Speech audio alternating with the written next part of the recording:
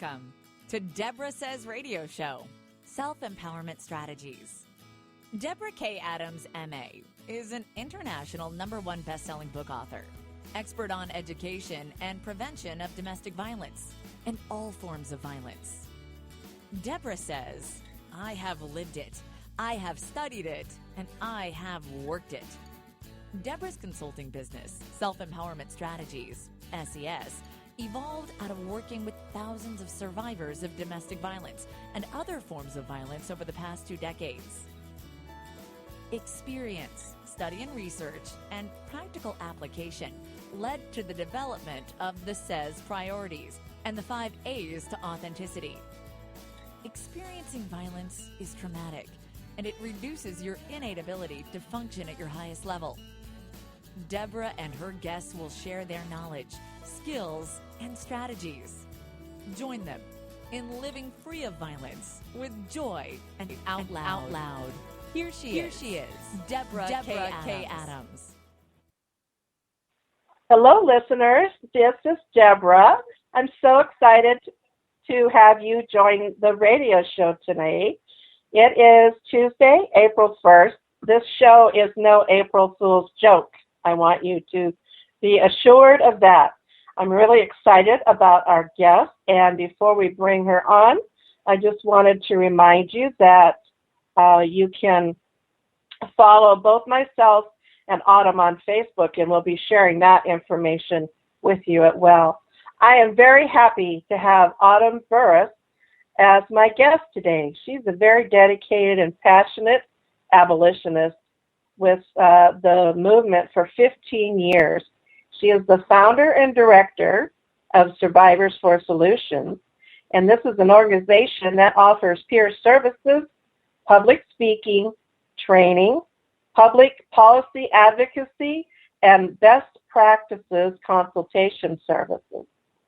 Autumn is the California, United States of America representative for SPACE International, which is an organization that promotes the Nordic model worldwide. And her passion stems from being a survivor. She works to ensure public policy at all levels of government are survivor informed. And what we are going to talk about is sex trafficking, violence, and exploitation. Autumn, are you there? Yes, I am. Thank you, Debra. Thank you. I'm honored to be on the show. Well, thank you for agreeing to join me. You and I have shared some of our own personal passions and the work we do, and we kind of connected over that. So I'm very excited to have a like-minded person as my guest today. Thank you. So, likewise. Yeah, we think a lot alike in these things. And the reason we're talking about sex trafficking is because no one else wants to. Do you agree with that, Autumn? I'm sorry? I was saying that one of the reasons we feel it necessary to talk about sex trafficking and exploitation is because nobody else really wants to talk about it. Right, and maybe not in the way that we want to talk about it today. Yeah, in the way that is informed. Right, exactly. And survivor informed is the way to go. Thank you. Yeah, well, I agree with that. And why don't you tell us a little bit about your work as the founder and director of Survivors for Solutions? Well, it's just an honor to have founded this organization a little over a year ago. It was born right out of the Commission on the Status of Women's 57th session last March. That's a conference that's held a women's conference put on by UN Women that's held yearly, and I recommend it highly. For any woman, it's an experience to meet women from all over the world and to be able to attend, much less to be able to participate. And so my commitment is that every year I bring a woman that's never been before. So I'm on my 2nd year. I also prepared for the 57th session in December of 2012 by speaking to at the Stakeholders Forum, which was a big honor, and it was a panel of survivors of different forms of violence against women, and that's how I got my start there. And I think that what's important about that is that it was the first time that, there was a survivor forum for different forms of violence against women. And then this last year, I spoke on a panel at a parallel event, which was not inside the building of the UN, of the United Nations. That's what that means. And the title is really important, and it was is prostitution sex work when terminology and legalization collide with human rights. And so the idea on this panel, was to talk about the linguistics that we're using to identify survivors and what works and what doesn't. So I don't know if that's part of what I do on the international level, as well as being a part of Space International, which is an international organization that promotes the Nordic model worldwide. And at the same time, we have, some language battles and decriminalization issues with some very large agencies, UNAIDS and UN Women, and also now Amnesty International, that are considering policies or attempting to adopt policies that are about really promoting sexual exploitation and not seeing prostitution and all forms of sexual exploitation as violence against women and a violation of human rights. So that's some of what we're up against, and I think, just in short, the linguistics matter. It matters in that it shapes the way people think about things, mm-hmm. and in my case, in this case, and in my case, as I was identified by UN Women as a sex worker. Well, I don't use that language. To me, there's no such thing as a sex worker. Sex is not work, and it is, not a choice for the vast majority of women and other individuals, that end up in this. It's about vulnerability, and that's really what we're up against right now. Not only internationally, but nationally and statewide and locally, is how do we use the correct terminology? Exactly, and I think that's why it's so important for survivors, thrivers, overcomers, however someone wants to identify themselves, to be involved in these conversations at the groundroots level. Because in my past, 20 years of working in the anti-violence movement, everybody says, well, what do I call them? How do I introduce that person? And it's like, why don't you ask her? And it's very important for me for people to self-identify themselves. And what you're talking about is these organizations are doing that identifying for a group of people based on a lack of information, it sounds like to me.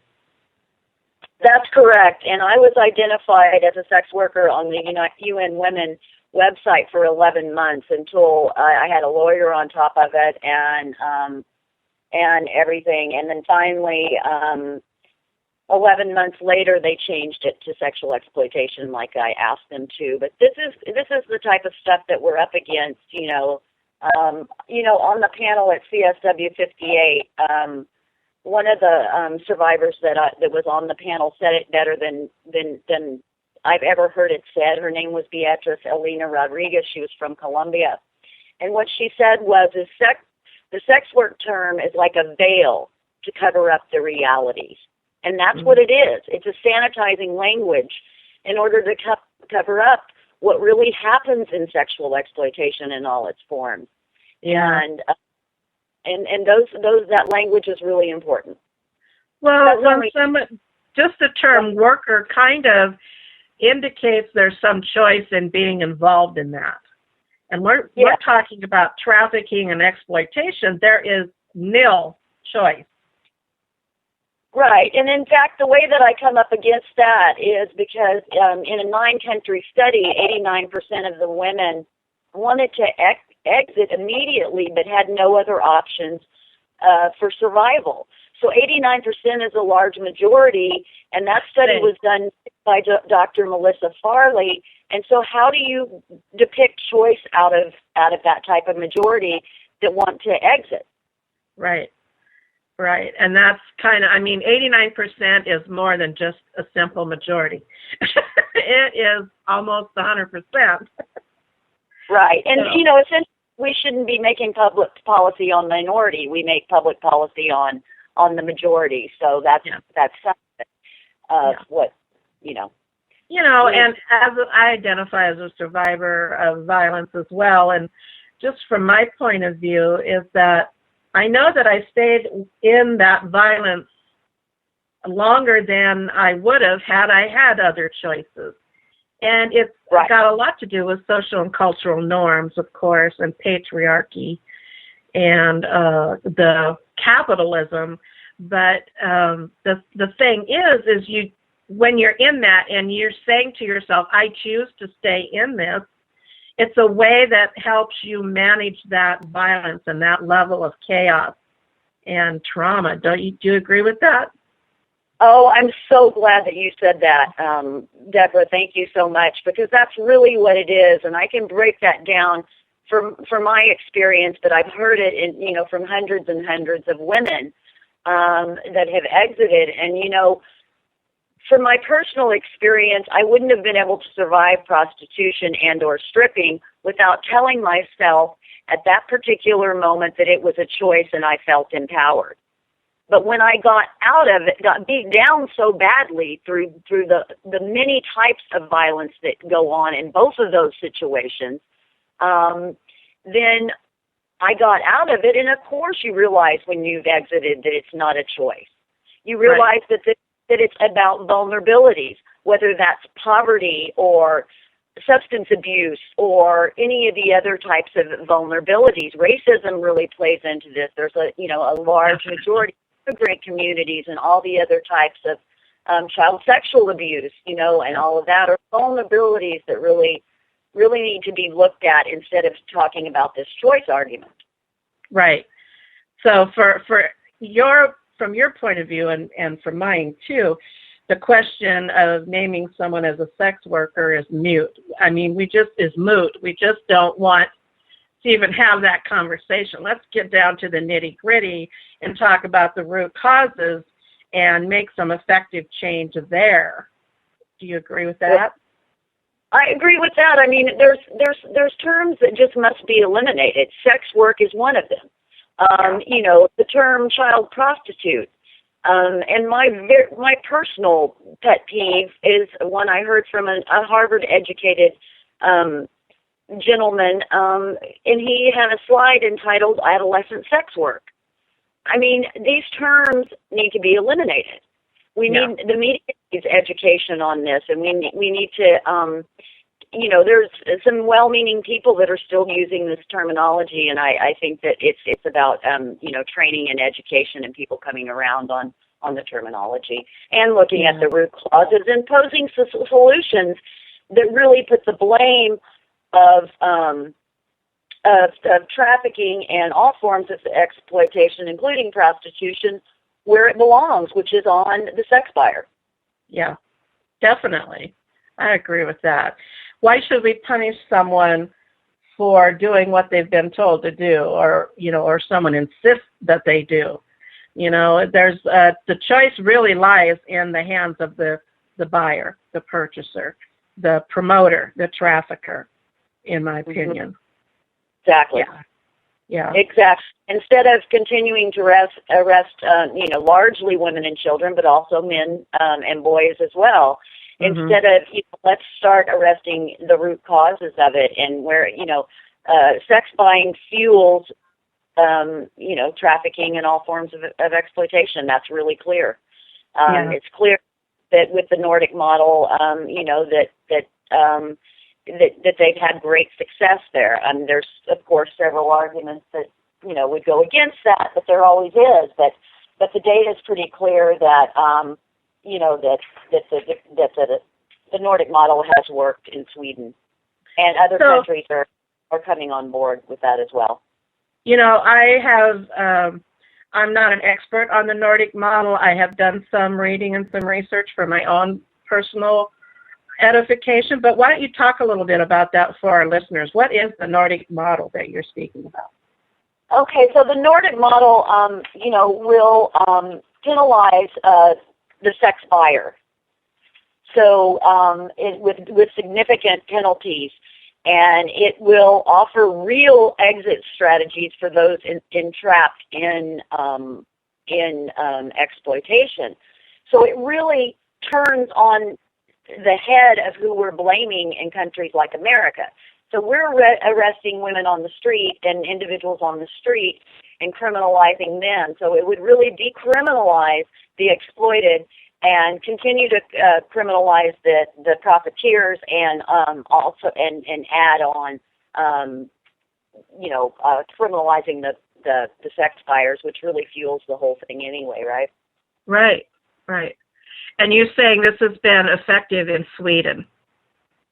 It has. They adopted the law in 1999, and it has been very effective. And it has been said on wiretap and other things that it's just, that the traffickers think that it's a very unpleasant climate for them to do their, quote, business in, end quote. It just makes it, and, if the buyers are too afraid and the penalties are high enough, deterrent is designed to hurt.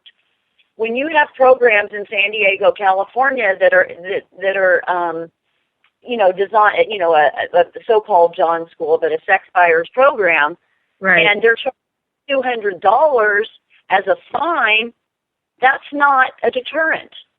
And no. I don't really think that I've worked for the John School or the First Offenders Prostitution Program many years back, and it was an award-winning program. I just think at this point, with the prevalence of trafficking and exploitation in all its forms, it's time to get a little stricter on that.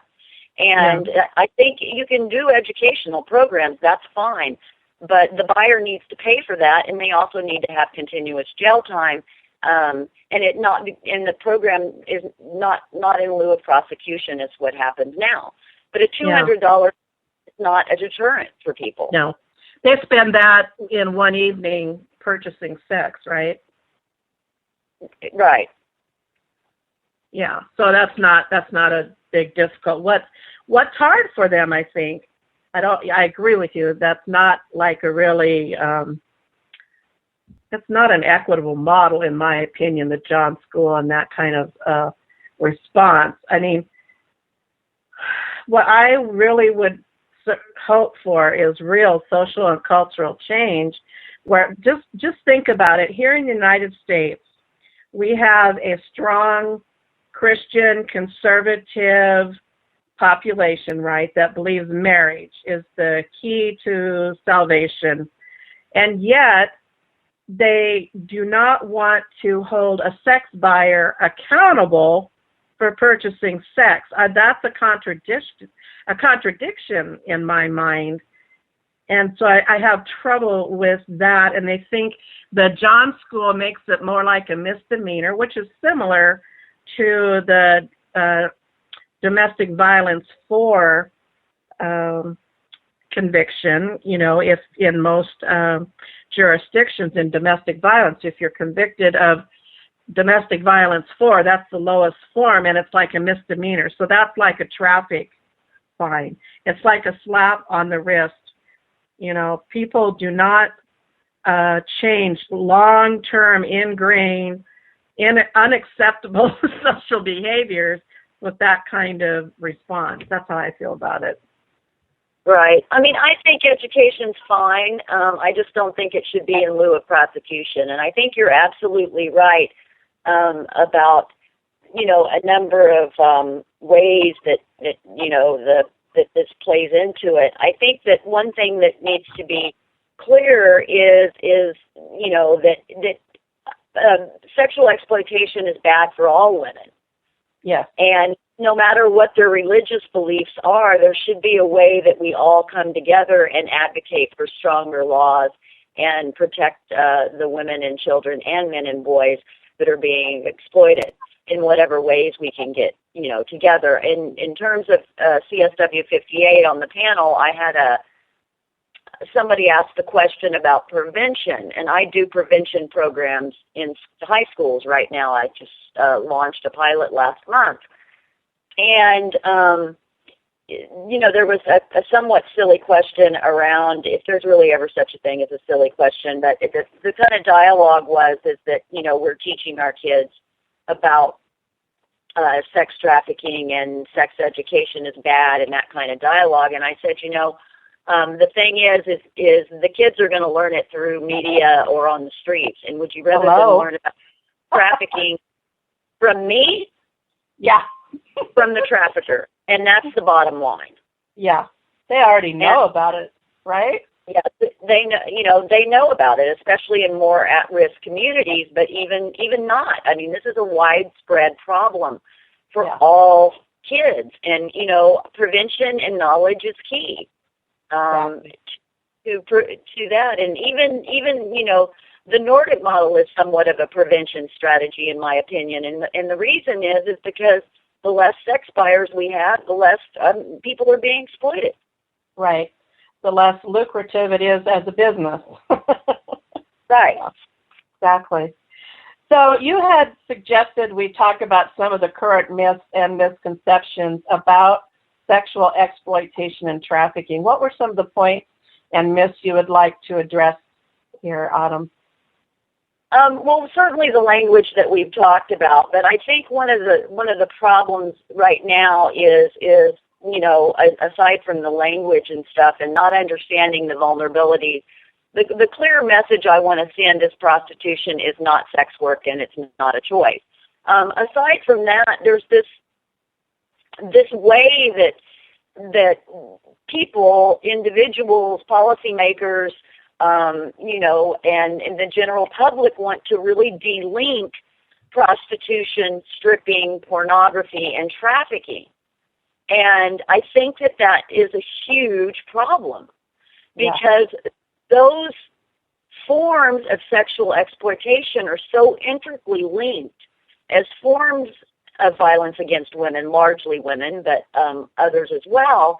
And until we really, are able to know that those aren't the same things, which some people do advocate, I do not. I think it's more like a Venn diagram whereby they're all intricately linked.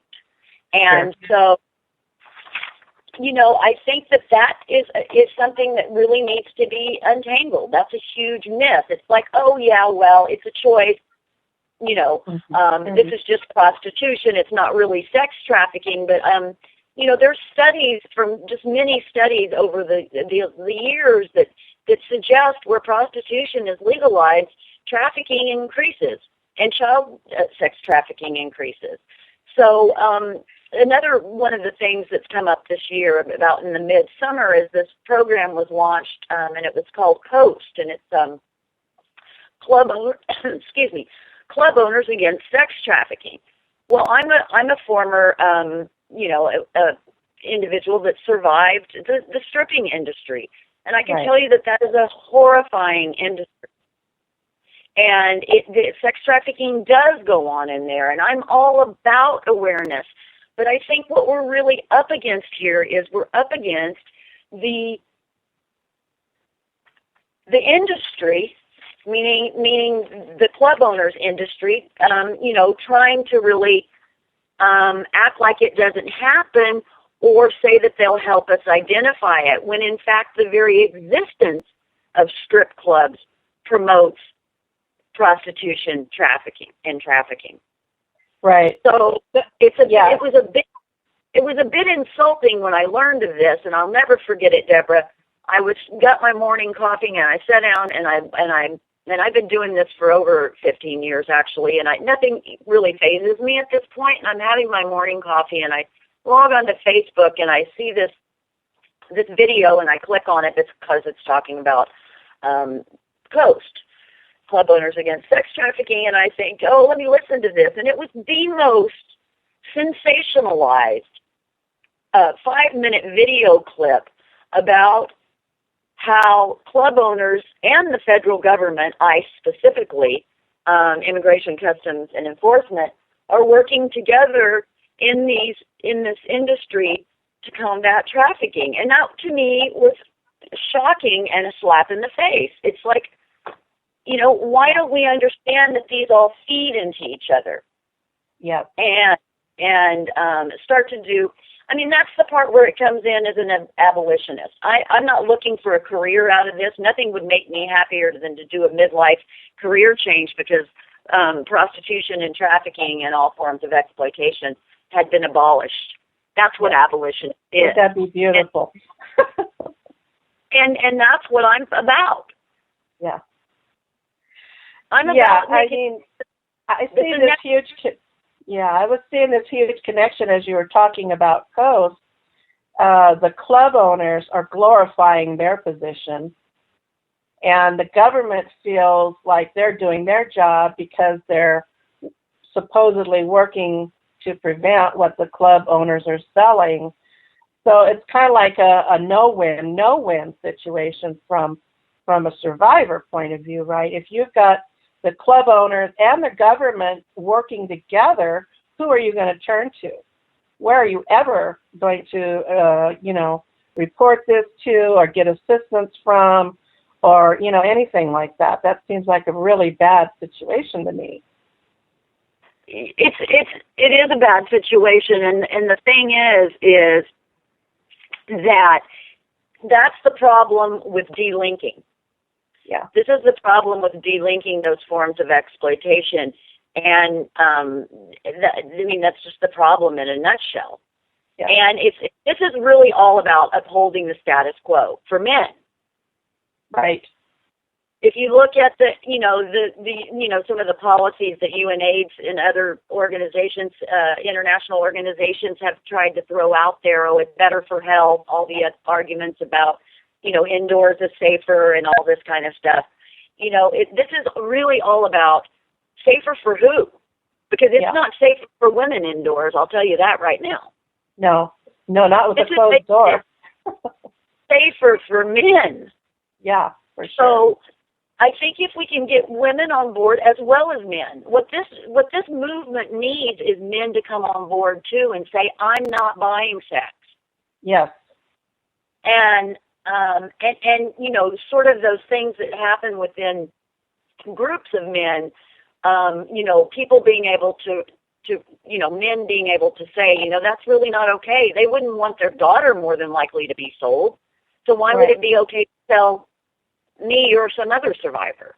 Exactly. And then in terms of women coming aboard, I think the biggest pitch I can give is prostitution is bad for all women. Yeah.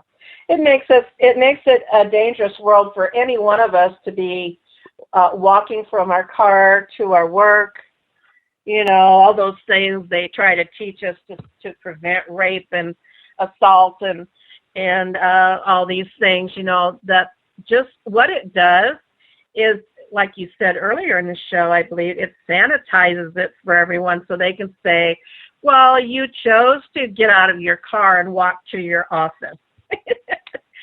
I have no responsibility in that. That's your decision. The truth of it is we all have responsibility in creating a safe world for all people. And it definitely doesn't make sense to me to just make sure that, that you've got this kind of linking situation that you're talking we need to stop. I kind of have in my mind always thought of trafficking as the umbrella term.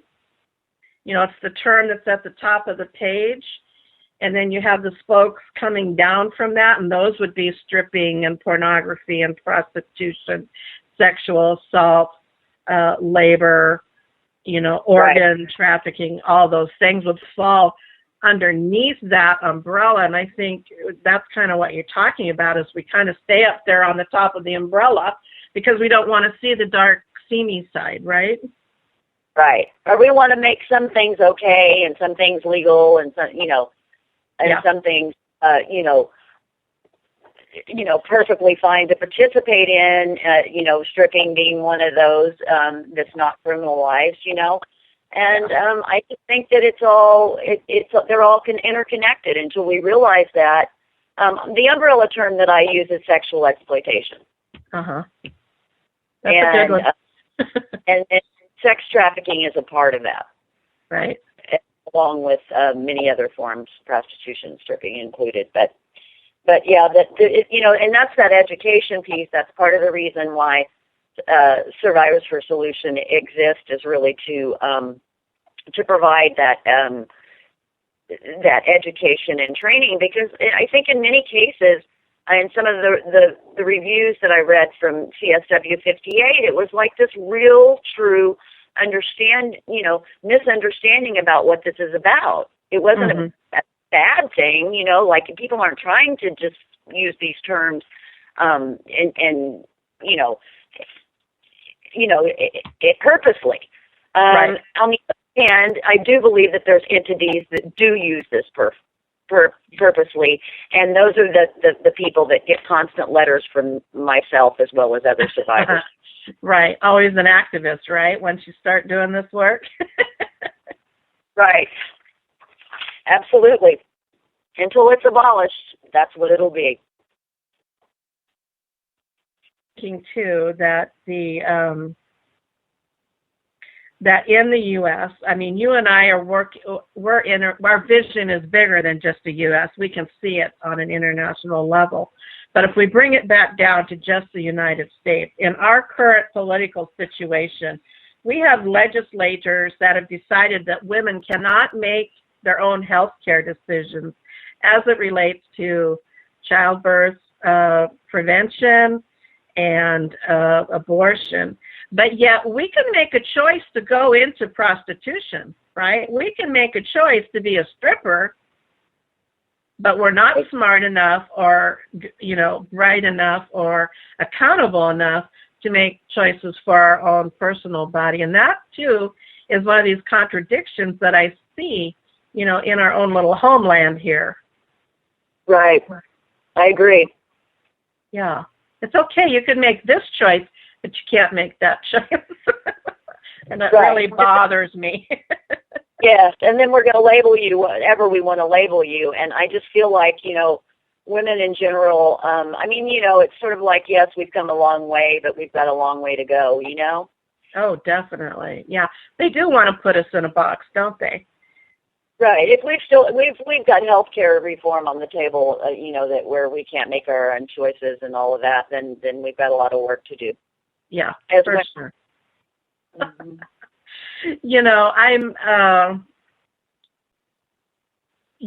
You and I agree that we need to address the demand side, and it's your opinion that the Nordic model does that well in Sweden, and you're supporting it for United States. Is that right? I am. I've proposed legislation, and I am getting behind a couple of statewide policies as well. Next week, I'll be in Sacramento advocating for SB 1388, along with a team of survivors. That's what I love doing. Is we're about 7 survivors strong going to Sacramento next week to push a couple of pieces of legislation through California against slavery, and one of them is a demand bill or a sex buyer bill, and it's going to be if it passes, it proposes to do 3 things, and that's minimum 48-hour continuous confinement, along with fines and completion of a sex purchaser program in counties where that is available. And then it'll have a direct fines going back into victim services and exit programs. Nice. So when you don't slap someone on the wrist and cite and release as a deterrent, and you have appropriate fines, 48 hours of continuous confinement would essentially touch that person's life, their job, their family, and everything else. And let's just put it right out there. Make no mistake, I'm not angry at sex buyers at all. The reason that I, believe in the Nordic model and other legislation is because I know that it fuels sexual exploitation. Right. And I know I know that the policies that I've seen over the last 15 years are not strong enough deterrent. And so that's one bill, and the other one is a prevention bill that will add sexual abuse and sex trafficking prevention to the California Education Code as a recommendation, which is critical. It's that prevention piece, and it's Senate Bill 1165. That's great, Amber. We've done that up here in the United States, but we forgot to add the funding piece. Do you have a funding piece in your bill? For the demand bill? For your prevention and, including it in the schools and stuff. I don't know, to be honest with you. I'm looking at my notes right now. I think it's a recommendation. I'm imagining there's funding attached to it. Okay. Because someone has to do that training, so. Yeah. Just a heads up, if you don't have training, you can pass all the bills. Right. If you don't have funding to implement and enforce it. We've had a law on the books here in Washington State to have sex education and health education in the high schools, but there's been, and so it's written in the kind of like the operating rules that this has to be done, but there's no one to follow through and make sure it's been done, and there's no funding to make sure that the instructors are trained in it. So, so what happens is the schools end up going to the community-based programs that are usually nonprofit saying, can you do this? And they hate to say no to that. That's exactly what they would like to do, but they don't get funding for it. So, acts as an already stressed out system. That's all, just a point, to make sure you got some funding and some teeth in your bill. Well, that's that policy into practice piece, and that's, the second arm of Survivors for Solutions is really about bringing the survivor voice into the policy arena to avoid some of the implementation pitfalls. Yeah. And, I think that that's critical. And, I remember when the Trafficking Victims Protection Act came out back in 2000, and there was a requirement in there that the victim had to, prosecute the trafficker. And it's like, man, if that would have been survivor informed, we would know that that's not feasible in implementation, Yeah, and if they had paid any attention to the anti-violence women movement, they would have known that wouldn't work. But no. Right. It's really about that policy into practice piece that I feel strongly about, because it must be survivor informed, and it must, sort of work in implementation, and that's some of the pitfall of public policy, I think, that needs some work, certainly in the area of trafficking and sexual exploitation. Yeah, because a lot of its policy is set by what I refer to as rich old white guys, and, I kind of say that tongue in cheek, but it's usually people with money, it's usually with people with education, and they have never really experienced anything similar or like it, so they don't have a real feel for what's going to work for the people who are the most vulnerable, right? Right. Well, things get on paper and they look good, and then people sign off on them, and then, you get down to implementation and it doesn't work. There's also an upcoming bill at the federal level, and it is S121, introduced by Boxer, I'm pretty sure. And it's going to have the survivor voice be at the federal level through a couple of task force and caucuses they have at that level, which I'm going to strongly support and be blasting out to everybody I know to please support that. Send it to me. I'll help you. Yay, thank you. And so these are just important things. And we've come a long way in terms of the survivor voice, and I'm really, really proud of that. Not that I had so much to do with it, but there's a lot of internationally, nationally, and statewide. We're really blessed with some strong survivor leadership. And, at the point that I leave this movement, my hope is that there'll be even stronger survivors, and that some of the younger survivors will come up and will have had a solid, role modeling by those of us that have been around a while. Yeah, and that's important. Yeah, mentorship is important for definite, sure. And I know that you mentioned on your way to CSW 58 that, or N57, that you take someone with you. I want to go with you. Okay. Come along. Put my plug in. Yes, let's plan on that. It's just an experience like every woman should experience it, and man. I mean, it's mostly women, but I mean, I think we need to bring some men along, and it would really help them to understand what the issues are and how they can be involved. Absolutely, and I'm a little bit heartened by some signs of that starting to happen in the anti-violence movement, where men are becoming engaged and noticing that it does impact their life if the women they love and care about are in danger or have been exploited. And I really think that will go a long ways to help us change some of those social and cultural norms. But boy, it's a sticky wicket trying to get them there. Right.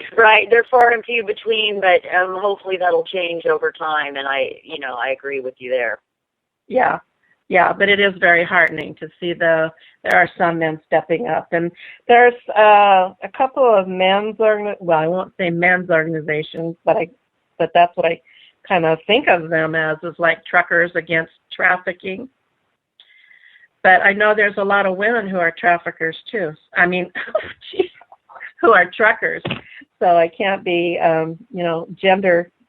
genderizing things like that. But unexpected groups coming on board and talking about, the sex trafficking and the demand is really important. Unexpected partners. A plug for Truckers Against Trafficking. I really think a lot of Truckers Against Trafficking, and I was, definitely fortunate to see Guido. I forgot his last name, but he's the LA representative. On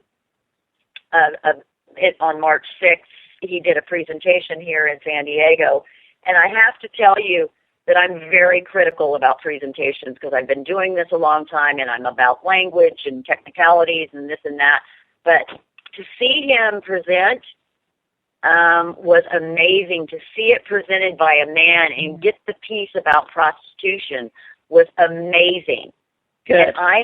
And I left that and of course told him that to see a man deliver a presentation like that was just phenomenal, and to have no critique for him was even more amazing. I have to say that Truckers Against Trafficking is doing great work, and they're making a big difference within this movement. Well, and that's a place where is pretty difficult to enforce too.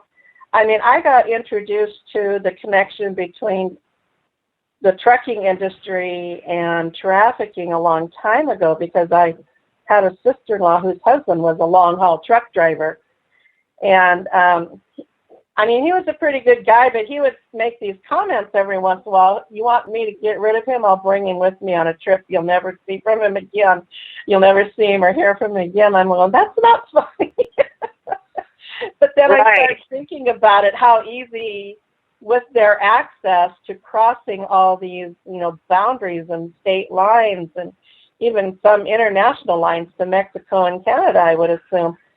So, the sister-in-law had gone on a trip, several trips with her husband, and she was, I overheard a talk where she wasn't talking directly to me, but she was talking about lot lizards, and I'm like, what the heck are you talking about? And then she told me, these young girls that hang out at the truck stops, and I just thought, that doesn't make sense to me, that a teenager would go to a truck stop and hang out, So I started looking into it, and and then I noticed the age connection for people to become where they're most vulnerable to being trafficked or exploited, which is 12 to 14, and that people who tend to leave their homes because they're not safe or for other reasons are very vulnerable. And I could see that those aren't really, that's not an accurate description of what you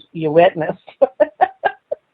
They were not there by choice. Those are teenagers that someone was forcing them to do that, in my opinion. Right. So I'm really happy to see the truckers, recognizing the power that they could have with making changes there.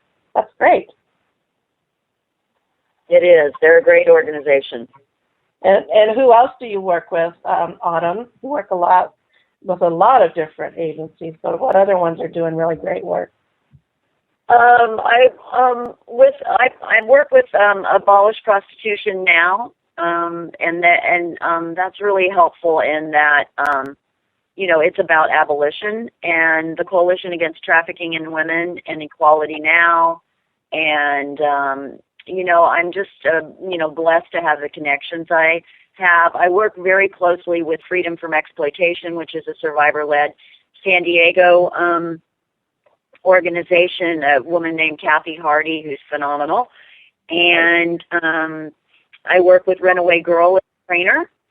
And I think there's a California Against Slavery on some policy, and just a whole host of people that are very, very supportive to me as a person and to Survivors for Solutions.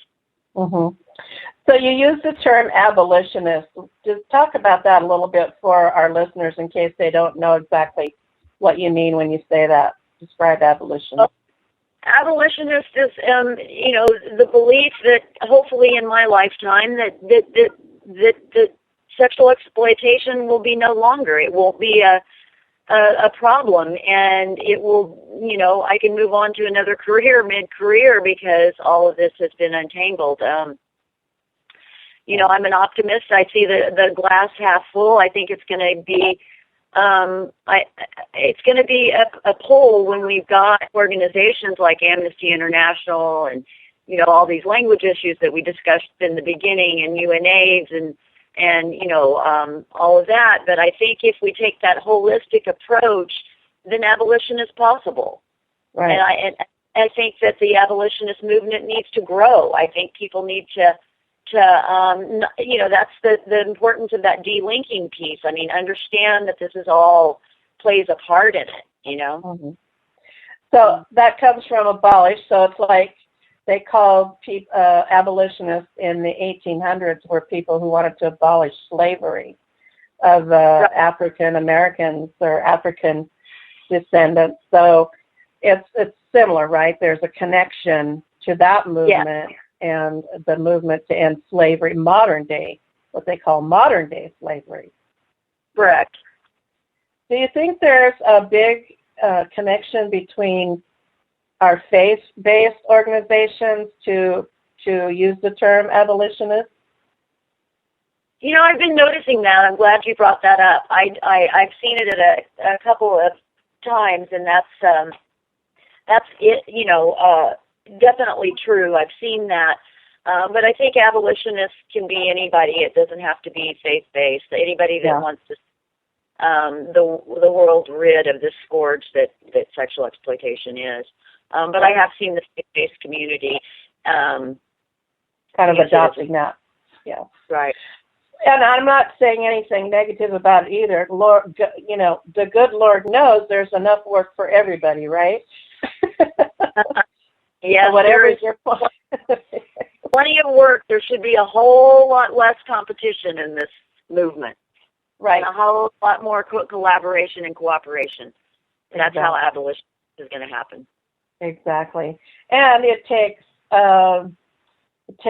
everyday people like you and I caring and trying to do something to end it. It's not going to be just policy makers and decision makers on the legislative level. It's going to take people like us that are here walking on the ground and see it in places.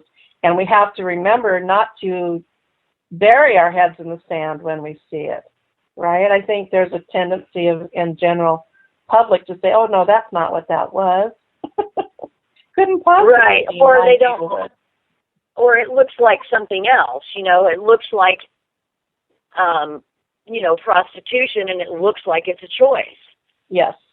If you see, exploited person walking down the street, how do you know that that person doesn't have a trafficker or not? Exactly. And I think you and I mentioned the word vulnerability.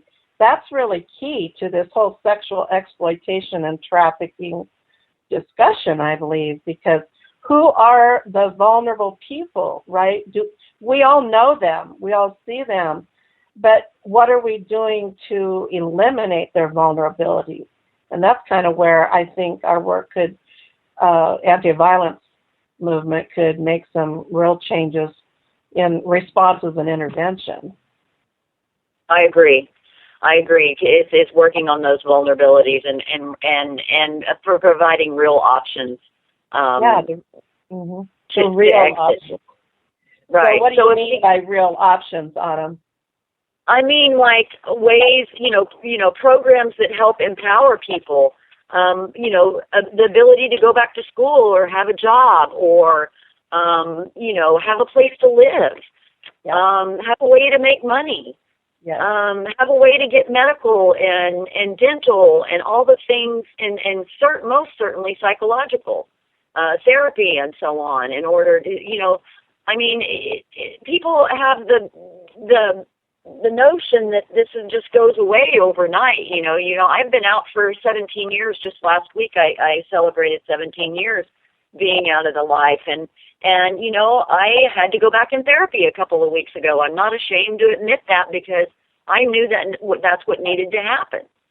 Yeah. That's what happens when you have post-traumatic stress disorder. Yeah, exactly. And I've been out of my abuse since 1992, and I still have to address my issues around that. It's part of being human, I think, right?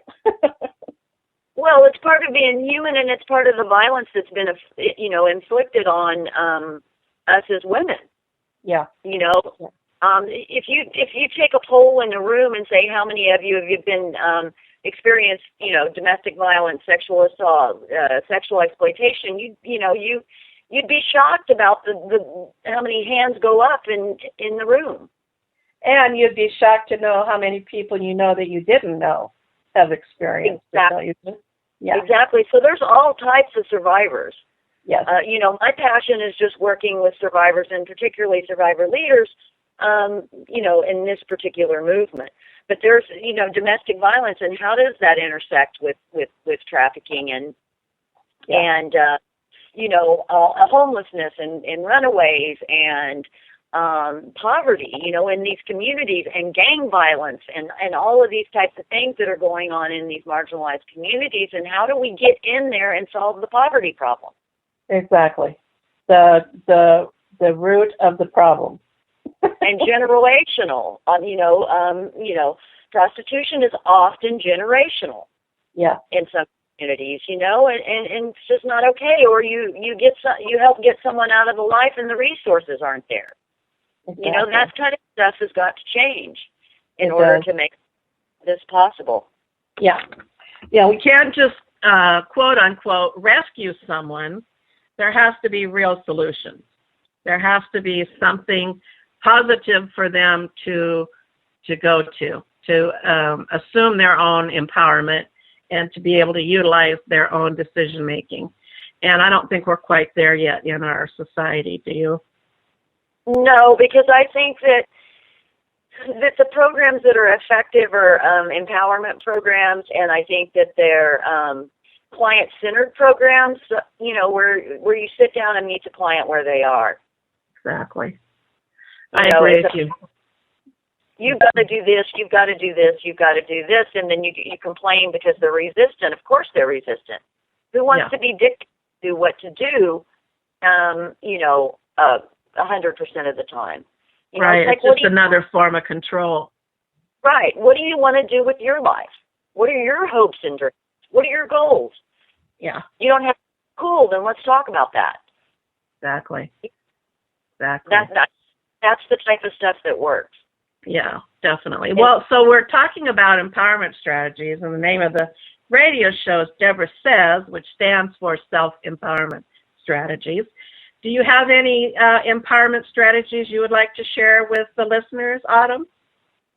Well, I think that I was blessed in certain ways, when I first exited about 17 years ago, and one of them was that I ended up in a program specific to sexual exploitation in San Francisco called the SAGE Project, Standing Against Global Exploitation, and that was an empowerment program. And I don't think in that moment, or even this moment, that any other type of program would have worked for me. Mm-hmm. And it was a been there, done that program, and that's what I believe in, and that's why I advocate for those types of programs as well as have one of my own.